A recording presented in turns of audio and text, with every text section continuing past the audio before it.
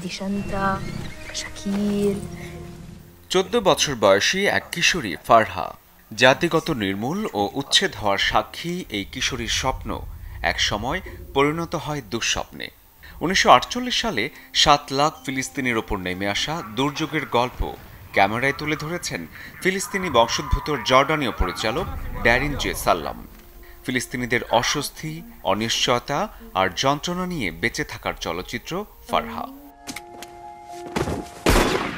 পশ্চিম তীরে তোলা দেয়াল, প্রেম, বন্ধুত্ব নাকি বিশ্বাসঘাতকতা?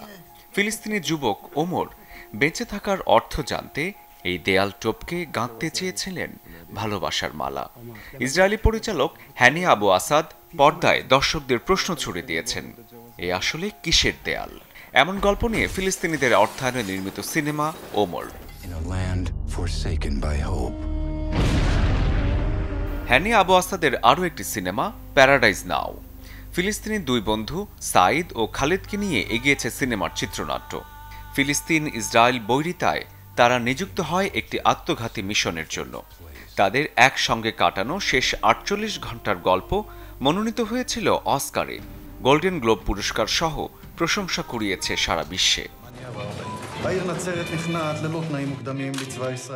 কিভাবে ধসে গেল ফিলিস্তিনিদের সমাজ, সংস্কৃতি আর অর্থনীতি, এমন চিত্রনাট্যে নির্মিত হয় cinema the time that remains.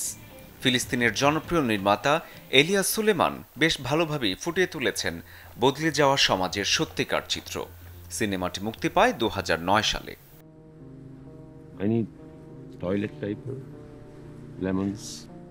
মাত্র 20 মিনিটের একটি গল্প দ্য প্রেজেন্ট।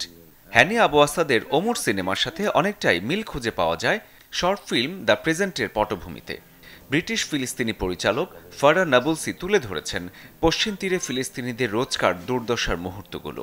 পূর্ণদৈর্ঘ্য সিনেমার চেয়েও শক্তিশালী চিত্রনাট্য উঠে এসেছে এই শর্ট ফিল্মে। পশ্চিম তীরের এক দুর্ঘটনায় আহত এক ইসরায়েলি সৈন্যকে ভালোবাসা আর মমতায় সুস্থ করে তোলার এক গল্পের সিনেমা প্যালেস্টাইন। দুর্ঘটনায় হারিয়ে যায় তার স্মৃতিশক্তি। চিত্রনাট্যে অনেকেই তাকে নাসিম ভেবে ভুল করে, যে দীর্ঘদিন ধরে ইসরায়েলি কারাগারে নিখোঁজ। জুলিও সোটো গুরপিট এবং মোহাম্মদ এল বাদাউির যৌথ পরিচালনার ছবি প্যালেস্টাইন। এছাড়াও Wajib, It Must Be Heaven, The Idol, Gaza Mon Amour কিংবা 200 মিটার্স সিনেমাগুলো বিশ্ববাসীকে কাঁদিয়েছে বারবার।